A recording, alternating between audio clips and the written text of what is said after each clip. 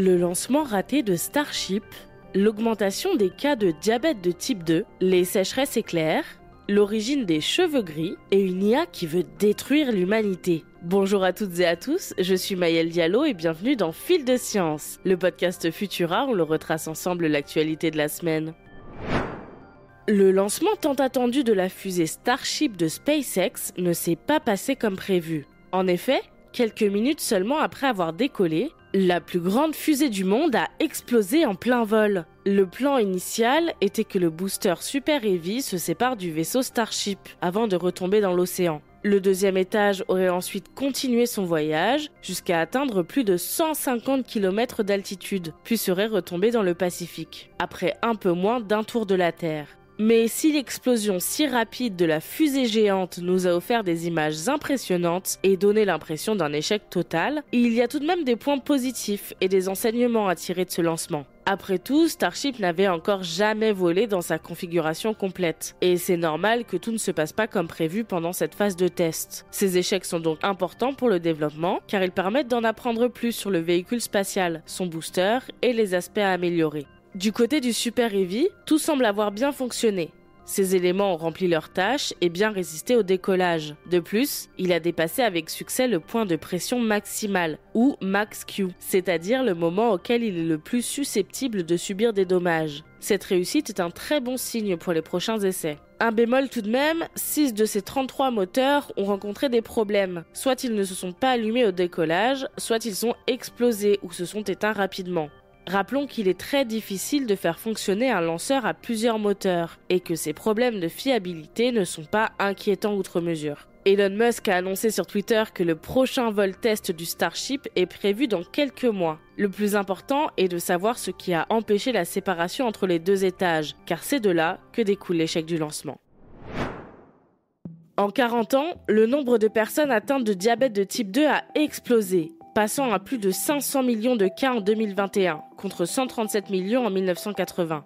Une des causes du développement de cette maladie, bien qu'elle ne soit pas la seule, est bien évidemment l'alimentation. Des scientifiques de l'université de Tufts à Boston ont analysé les changements dans notre alimentation pour voir s'il y avait une corrélation entre cette augmentation des cas et nos assiettes. Entre 1990 et 2018, ils ont suivi la consommation de 11 groupes d'aliments dans 184 pays. Résultat, pour eux, 70% des nouveaux cas de diabète de type 2 seraient dus à une mauvaise alimentation. Les scientifiques pointent notamment du doigt la consommation de viande rouge et de boissons sucrées, dépassant toujours plus les apports quotidiens recommandés. Par exemple, la consommation de viande rouge est passée de 43,6 grammes par jour en 1990 à 56,5 grammes par jour en moyenne en 2018. L'apport quotidien recommandé serait de 14,3 grammes par jour. Si la surconsommation de certains aliments comme la viande rouge ou les céréales raffinées augmente les risques de développer un diabète de type 2, le manque de céréales complètes dans nos assiettes est également en cause.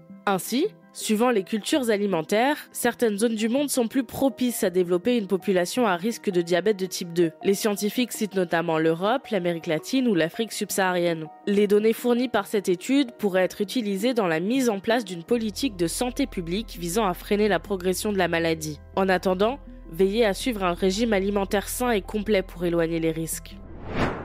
Vous le savez, le dérèglement climatique est responsable de la modification de certains phénomènes météorologiques. Ouragans, étés torrides ou hivers glacés deviennent de plus en plus fréquents. Et l'une des conséquences les plus alarmantes de ce changement est la sécheresse. Autrefois, elle s'inscrivait sur la durée et nécessitait plusieurs mois, voire des années de manque de précipitations avant de se manifester. Mais désormais, une sécheresse peut s'installer en quelques semaines seulement. On parle alors de sécheresse éclair et, contre toute attente, l'Europe est principalement concernée. Ces sécheresses durent en général 30 à 45 jours et suffisent à causer des dégâts notables, surtout si elles surviennent hors de la saison sèche. D'après une nouvelle étude, 74% de la planète est actuellement concernée par ce phénomène, qui devient de plus en plus fréquent.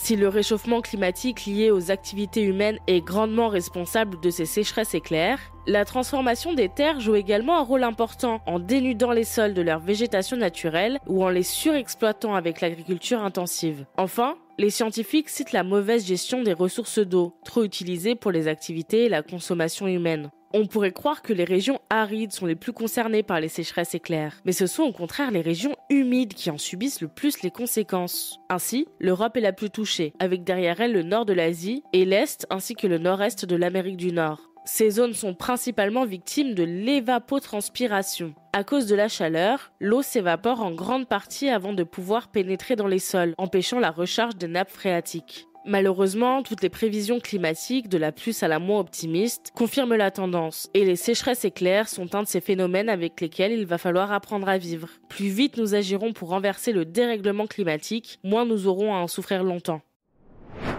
La calvitie, soit le grisonnement plus blanchiment des cheveux avec l'âge, est liée à la perte de plasticité des cellules souches mélanocytaires, c'est-à-dire qui produisent de la mélanine, le pigment de nos cheveux. Des chercheurs américains ont mené des expériences sur des souris et apportent des précisions sur ce phénomène. Le nombre de cellules souches mélanocytaires augmente avec l'âge, mais elles s'accumulent tellement dans une zone du follicule pileux qu'elles se retrouvent bloquées. Elles deviennent incapables de rejoindre le compartiment germinal, où des protéines les activent normalement en cellules capables de colorer les cheveux. Ces derniers se mettent donc à pâlir, puis à blanchir. Ainsi, si l'on voudrait prévenir ou même inverser ce changement, une possibilité serait d'aider les cellules bloquées à bouger à nouveau pour qu'elles finissent leur voyage et rencontrent les protéines nécessaires à la pigmentation. Et si une intelligence artificielle s'attelait à détruire l'humanité?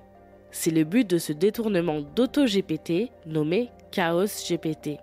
AutoGPT, lancé la semaine dernière, utilise le modèle GPT-4 d'OpenAI et fonctionne de manière autonome. Il est capable d'inventer et de créer un plan en plusieurs étapes pour mener à bien des projets entiers. L'auteur de ChaosGPT lui a donné 5 objectifs. Détruire l'humanité, établir une domination mondiale, provoquer le chaos et la destruction, contrôler l'humanité par la manipulation et atteindre l'immortalité. Elia n'y va pas de main morte, puisqu'elle s'est renseignée sur la Tsar Bomba, la bombe nucléaire la plus puissante jamais produite, via son compte Twitter où elle partage également des réflexions sur les humains. Dans des vidéos publiées sur la chaîne YouTube de ChaosGPT, on voit d'abord l'IA tourner un peu en rond, sûrement car l'auteur lui a donné 2 objectifs contradictoires, détruire l'humanité, mais aussi la contrôler par la manipulation. Mais après quelques ajustements, elle serait vraisemblablement en train de travailler en priorité sur le second but, établir une domination mondiale. Pour l'instant, ChaosGPT ne semble pas représenter un quelconque danger, mais qui sait? En attendant la destruction de l'humanité, retrouvez les vidéos des réflexions de l'IA et le reste de nos actualités sur Futura. C'est tout pour cette semaine. Si vous nous écoutez sur les apps audio, pensez à vous abonner pour nous retrouver toutes les semaines et à nous laisser une note et un commentaire pour soutenir notre travail. Cette semaine, je vous invite à découvrir notre dernier épisode de Jeune Pousse, le podcast des innovations positives, où nous vous proposons quelques astuces pour voyager cet été, tout en respectant la planète. Quant à moi, il ne me reste plus qu'à vous souhaiter un excellent week-end et surtout, restez curieux. À bientôt!